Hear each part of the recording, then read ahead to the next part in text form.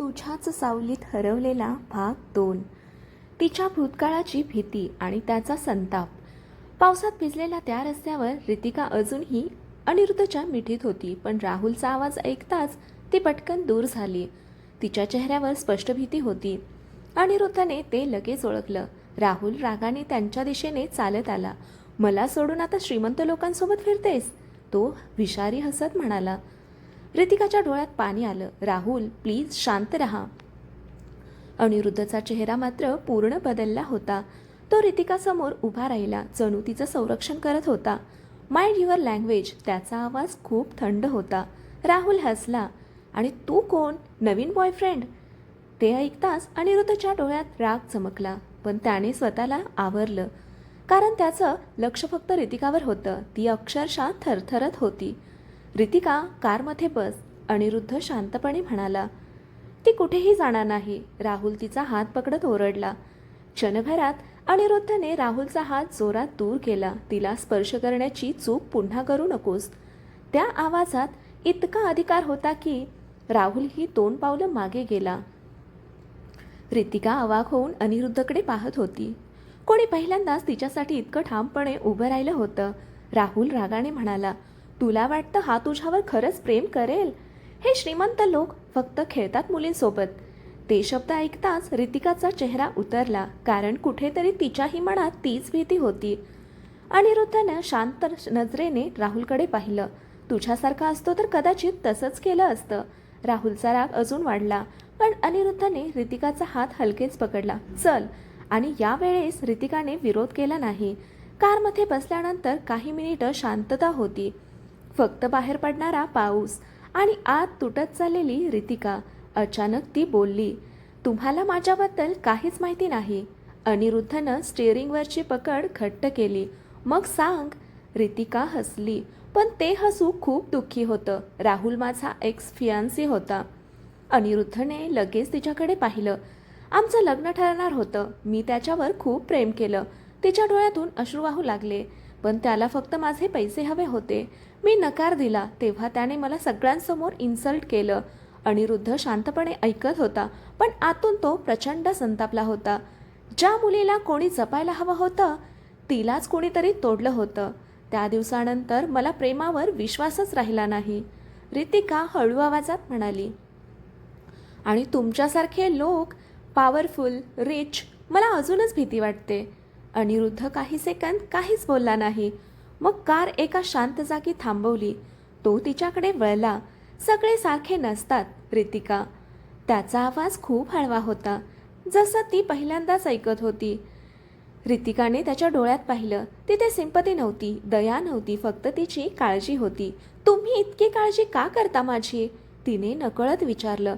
अनिरुद्ध हलकंसं हसला, कारण तू स्वतःची काळजी घेत नाहीस. त्या उत्तराने रितिकाचं हृदय हललं. तिला पहिल्यांदा सुरक्षित वाटत होतं, आणि हाच अनुभव तिला घाबरवतही होता. तेवढ्यात अनिरुद्धचा फोन वाजला. त्याने कॉल उचलताच त्याचा चेहरा अचानक गंभीर झाला. व्हॉट? रितिका घाबरली. काय झालं? अनिरुद्धनं फोन खाली ठेवला आणि रागाने स्टिअरिंगवर मूठ मारली. कंपनीमध्ये कोणीतरी कॉन्फिडेन्शियल फाईल्स लीक केल्या आहेत. तो काही सेकंद थांबला, आणि पुढचं नाव ऐकताच रितिकाच्या पायाखालची जमीन सरकली. आणि सगळे तुझ्यावर संशय घेतात, रितिका. रितिकावर असा आरोप कोणी केला? अनिरुद्ध तिच्यावर विश्वास ठेवेल की सगळ्यांसारखा तिच्यापासून दूर जाईल? विश्वास की तुटलेलं नातं? व्हॉट? रितिकाच्या हातातून फोन जवळजवळ खाली पडला. पण मी असं काहीच केलं नाही. तिच्या आवाजात भीती होती आणि अपमानही. अनिरुद्धने कार सुरू केली. त्याचा चेहरा पूर्ण गंभीर झाला होता. मला माहिती आहे. रितिका काही सेकंद त्याच्याकडे पाहतच राहिली. तुम्ही माझ्यावर विश्वास ठेवता? अनिरुद्धने तिच्याकडे न पाहताच उत्तर दिलं. तुझे डोळे खोटं बोलत नाहीत. त्या एका वाक्याने रितिकाच्या डोळ्यात पाणी आलं, कारण आयुष्यात पहिल्यांदाच कुणीतरी तिच्यावर प्रश्न न करता विश्वास ठेवला होता. ऑफिसमध्ये पोहोचताच वातावरण विचित्र वाटत होतं. सगळे कर्मचारी कुजबुजत होते. हीच आहे ती. सरांची फेवरेट असल्यामुळे वाचेल. माहीत नाही किती सिक्रेट बाहेर दिले असतील.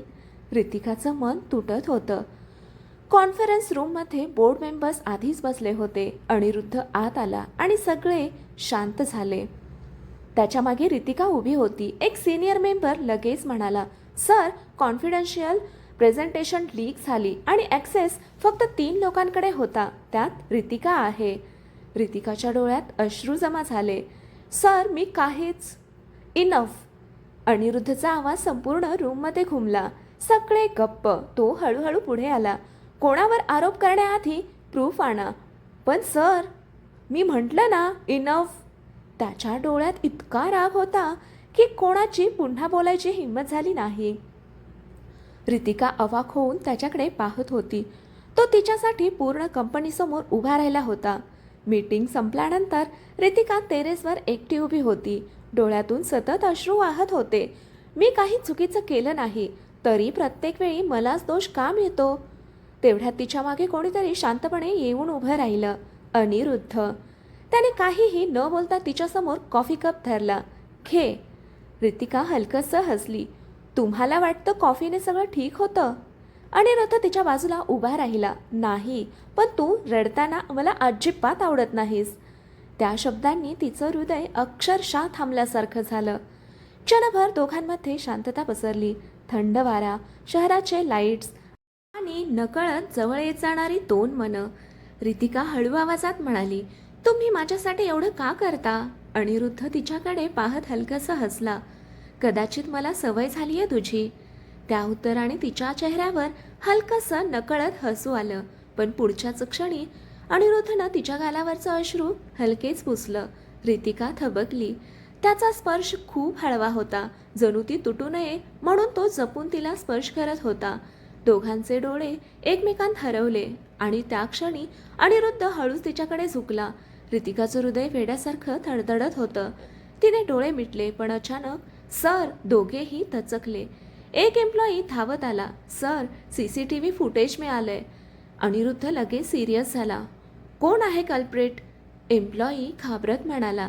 सर, फुटेजमध्ये रितिकाच दिसते. रितिकाच्या चेहऱ्यावरचं रक्तच उतरलं. नो, हे खोटं आहे. पण यावेळेस सगळ्यांच्या नजरा तिच्यावर संशयाने रोखल्या गेल्या होत्या आणि पहिल्यांदाच अनिरुद्धच्या चेहऱ्यावरही शांत धक्का दिसत होता. फुटेजमध्ये खरंच काय आहे? रितिका निर्दोष आहे का? की तिच्या भूतकाळात अजून एक मोठं सिक्रेट दडलंय?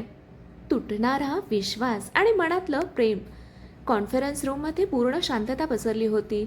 मोठ्या स्क्रीनवर CCTV फुटेज चालू होतं आणि त्यात स्पष्ट दिसत होतं रात्री ऑफिसमध्ये रितिका कॉन्फिडेन्शियल कॅबिनमध्ये जात होती. सगळ्यांच्या नजरा तिच्यावर खिळल्या. नाव व्हॉट, मिस रितिका? एक बोर्ड मेंबर टोमणा मारत म्हणाला. रितिकाच्या डोळ्यात अश्रू जमा झाले. मी फाईल्स लीक केल्या नाहीत. पण फुटेज खोटं बोलत नाही, दुसरा मेंबर कठोरपणे म्हणाला. रितिकाने थरथरत्या नजरेने अनिरुद्धकडे पाहिलं. ती फक्त एकच गोष्ट शोधत होती, विश्वास.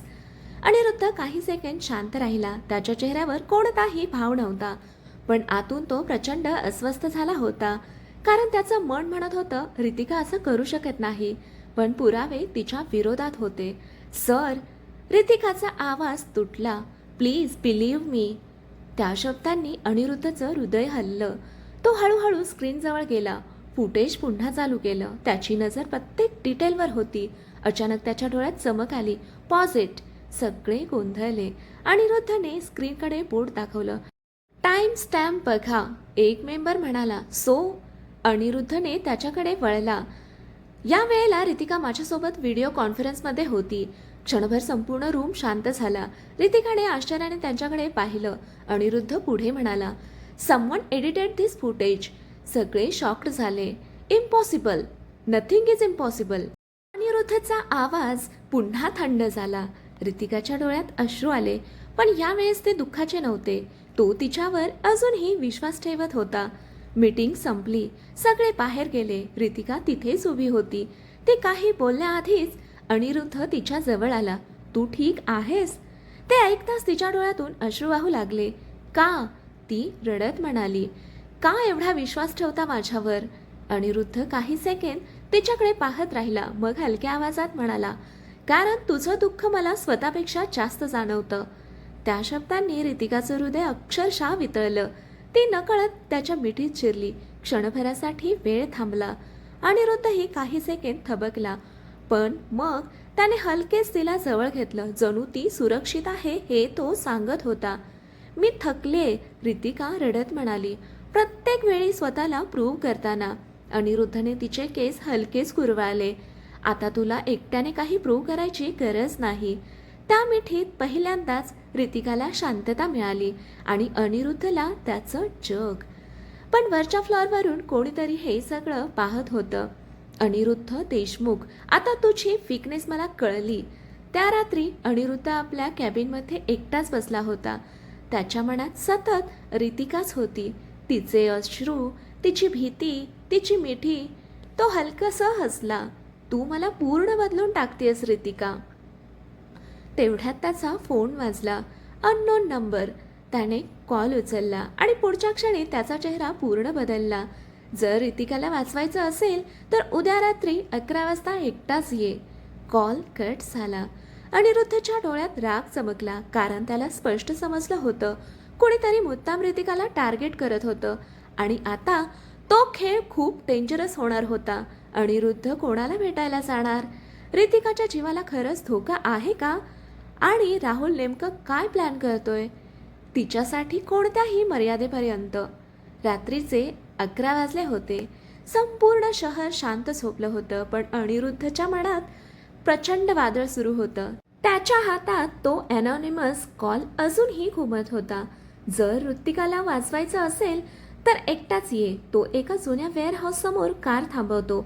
आजूबाजूला पूर्ण अंधार, फक्त हलकासा पाऊस आणि हवेत विचित्र भीती. अनिरुद्ध आत गेला. Who the hell are you? त्याचा आवाज संपूर्ण जागेत घुमला. तेवढ्यात अंधारातून टाळ्यांचा आवाज आला आणि समोर आला राहुल. अनिरुद्धच्या डोळ्यात राग चमकला. तू? राहुल विषारी हसला. इतक्या लवकर समजलं नाही ना की हा सगळा गेम कोण खेळतोय? अनिरुद्ध पुढे गेला. रितिकाला यात ओढण्याची चूक केलीस. राहुल हसत म्हणाला, ती माझी होती आणि जर मला नाही मिळाली तर दुसऱ्यालाही मिळू देणार नाही. अनिरुद्धची मूठ घट्ट झाली. लव म्हणतोस याला? ज्या मुलीला तू रोज तोडलंस तिला घाबरवलंस. तो रागाने राहुलच्या कॉलरला पकडतो. तिच्या डोळ्यात पुन्हा अश्रू आले ना तर संपून टाकेन तुला. पहिल्यांदाच अनिरुद्ध इतका व्हायलंट झाला होता, कारण हा बिझनेस नव्हता, ही गोष्ट रितिकाची होती. राहुलने त्याला ढकललं. तुला वाटतं ती तुझ्यावर प्रेम करते? तो हसला. तिला प्रेमाची भीती वाटते अनिरुद्ध, आणि ती भीती मी तिच्या मनात कायमची बसवली आहे. त्या शब्दांनी अनिरुद्ध शांत झाला, कारण त्याला माहिती होतं राहुल खोटं बोलत नव्हता. रितिका खरंच घाबरत होती. राहुल पुढे म्हणाला, तू तिच्याजवळ जितका जाशील तितकी ती तुझ्यापासून दूर पळेल. अनिरुद्ध काही सेकंद शांत राहिला, पण त्याने हलकसं स्मित केलं. मग मी तिच्या मागे धावणार नाही. राहुल गोंधळला. अनिरुद्धच्या डोळ्यात वेगळी सॉफ्टनेस आली. मी फक्त तिच्या बाजूला उभा राहीन जोपर्यंत ती स्वतःहून माझ्याकडे येत नाही. त्या उत्तराने राहुलचा चेहरा उतरला, कारण त्याला जाणवलं अनिरुद्धचं प्रेम खरं होतं. दुसरीकडे रितिका आपल्या घरी बेचैन होती. तिला सतत काहीतरी चुकीचं होणार असं वाटत होतं. ती रिपीटेडली अनिरुद्धला कॉल करत होती, पण तो कॉल उचलत नव्हता. प्लीज पिकअप, ती घाबरत म्हणाली. तिच्या मनात सतत त्याचा चेहरा येत होता, त्याचं प्रोटेक्ट करणं, तिच्यावरचा विश्वास, त्याची मिठी. अचानक तिला जाणवलं ती त्याची काळजी करते आणि ही भावना तिला घाबरवत होती.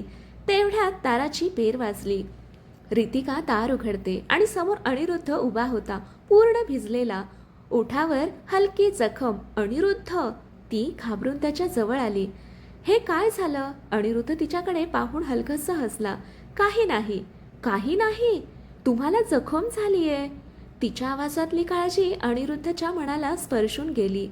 तो शांतपणे म्हणाला, तू काळजी करतेस माझी? रितिका थबकली, कारण ती नकळत त्याच्याजवळ खूप आली होती. दोघांचे चेहरे खूप जवळ होते. तिचं हृदय वेड्यासारखं धडधडत होतं. ती मागे जाणार इतक्यात अनिरुद्धने हलकेच तिचा हात पकडला. रितिका! त्याचा आवाज खूप हळवा होता. मी तुला फोर्स करणार नाही, पण एक गोष्ट कायम लक्षात ठेव. तो तिच्या डोळ्यात पाहत म्हणाला, तुझ्यावर काहीही संकट आलं तर सगळ्यात आधी माझं नाव आठवेल तुला. त्या क्षणी रितिकाच्या डोळ्यात पुन्हा अश्रू आले, पण यावेळेस ते भीतीचे नव्हते, कोणीतरी तिला मनापासून जपत होतं आणि नकळत तिने पहिल्यांदाच स्वतःहून अनिरुद्धचा हात घट्ट पकडला. पण पुढच्याच क्षणी रितिकाच्या फोनवर एक मेसेज आला. Unknown number. अनिरुद्धपासून दूर राहा, नाहीतर पुढचा टार्गेट तो असेल. ते वाचताच तिचा चेहरा फिक्कट पडला, कारण आता तिच्यामुळे अनिरुद्धच्या जीवाला धोका निर्माण झाला होता. पुढच्या भागात रितिका अनिरुद्धपासून दूर जाण्याचा निर्णय घेणार की पहिल्यांदाच प्रेमासाठी लढणार, हे पाहू पुढच्या भागामध्ये. कथा आवडली असेल तर कथेला लाईक करा, शेअर करा, कॉमेंट करा आणि आपल्या चॅनलला सबस्क्राईब करा. कथा ऐकल्याबद्दल, वाचल्याबद्दल धन्यवाद.